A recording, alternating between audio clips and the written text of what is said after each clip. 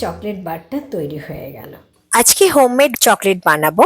এই homemade chocolate বানাবার জন্য এখানে নিলাম 1 কাপে 4 ভাগের 1 ভাগ মাখন, 1 কাপে 4 ভাগের 1 ভাগ ছোট টুকরো করে নেওয়া গুড়, আর ওই 1 কাপে 4 ভাগের 1 ভাগ কোকো পাউডার। তারপর এগুলো ভালো করে এই দেখুন ডিম ফাটানোর হ্যান্ড হুইস্কটা দিয়ে ভালো করে এটাকে আমি মিশিয়ে নিচ্ছি।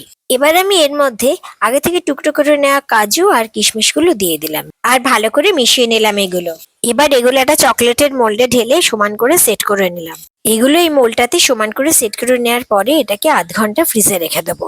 চকলেট কিন্তু কখনোই ফ্রিজারে রাখবেন না, যেখানে রান্না করা খাবার রাখা হয় সেখানে রাখবেন।